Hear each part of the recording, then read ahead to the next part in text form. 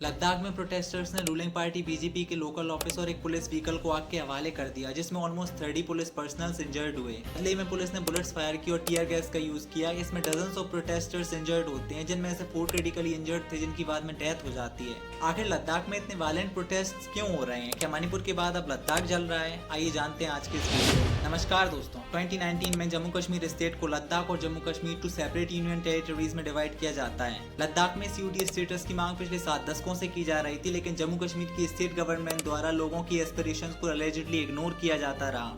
लेकिन फाइनली लद्दाख को ये स्टेटस प्राप्त हुआ। लेकिन जम्मू कश्मीर से अलग होने के बाद जल्द ही लद्दाख को ये रियलाइज हुआ कि वे ऑटोनॉमस डेवलपमेंट काउंसिल की सिग्निफिकेंट पावर्स को खोते जा रहे हैं और जम्मू कश्मीर रिक्रूटमेंट बोर्ड से डिलिंक्ड होने के बाद जॉब्स में शॉर्टेज भी आई है। इन सारी प्रॉब्लम्स को देखते हुए लेह अपेक्स बॉडी और कारगिल डेमोक्रेटिक अलायंस द्वारा अपने 4 पॉइंट एजेंडा को सपोर्ट करने के लिए दिल्ली चलो पदयात्रा ऑर्गेनाइज की गई। इस 4 पॉइंट एजेंडे में लद्दाख के स्टेट रूट को सपोर्ट करना, कॉन्स्टिट्यूशन की 6th शेड्यूल में एक्सटेंशन करना, early recruitment process along with the public service commission for Ladakh और लेह और कारगिल डिस्ट्रिक्ट्स के लिए 2 सेपरेट लोकसभा सीट शामिल थे। State root and 6th schedule 2 ऐसे मुद्दे हैं जिनकी मांग बार बार उठती रही है। अगर बात की जाए इंडियन कॉन्स्टिट्यूशन की 6th शेड्यूल की, तो ये नॉर्थ ईस्ट इंडिया के आदिवासी इलाकों जिनमें मिजोरम, मेघालय, त्रिपुरा और असम शामिल है, उनको संस्कृति, जमीन और परंपराओं को सुरक्षित रखने की स्वायत्ता प्रदान करती है। इसके तहत ऑटोनोमस डिस्ट्रिक्ट काउंसिल्स बनती हैं, जो भूमि, जंगल, शिक्षा, टैक्स और विवाह जैसे मामलों पर कानून बना सकती हैं। कुछ इसी प्रकार की स्वायत्ता पाने के लिए लद्दाख स्वयं को 6th शेड्यूल में शामिल करने की मांग उठा रहा है, क्योंकि लद्दाख की 97% आबादी अनुसूचित जनजाति है और उन्हें डर है कि यूटी बनने के बाद भारी लोग उनकी जमीन को खरीद सकते हैं। इस कारण से वे 6th शेड्यूल को लद्दाख में लागू करवाना चाहते हैं, जिससे उन्हें अपनी जमीन और संसाधनों पर नियंत्रण मिलेगा।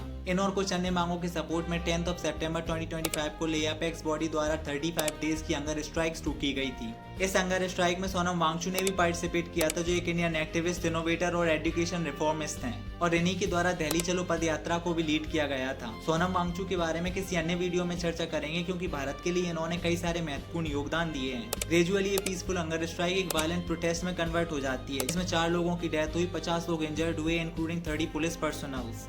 इसी बीच 26 सितंबर को सोनम वांगचुक को एनएसए के तहत डिटेन कर जोधपुर जेल में शिफ्ट कर दिया जाता है। हालांकि ऐसा नहीं है कि सोनम वांगचुक को सिर्फ हंगर स्ट्राइक और वायलेंट प्रोटेस्ट में पार्टिसिपेट करने के लिए डिटेन किया गया था। लद्दाख के डीजीपी डॉक्टर SD सिंह जाम्बाल के अनुसार सोनम वांगचुक एक पाकिस्तानी PIO एजेंट के टच में थे और उन्होंने पाकिस्तान में एक डॉन इवेंट को भी अटेंड किया था। सिर्फ इतना ही नहीं, डीजीपी के अनुसार वांगचुक का लिंक बांग्लादेश से भी था। खैर, इस स्टेटमेंट के सपोर्ट में डीजीपी द्वारा कोई ठोस सबूत प्रदान नहीं किया गया है। इस इमेज को ध्यान से देखिए, फैसला आपको करना है। यहाँ मैं आपसे एक क्वेश्चन पूछता हूँ, आपके अनुसार क्या लद्दाख को एक ऑटोनोमस स्टेट का दर्जा मिलना चाहिए, और क्या कॉन्स्टिट्यूशन की 6th शेड्यूल में उसे एंट्री दी जानी चाहिए? Drop your opinion in the comment section and don't forget to subscribe.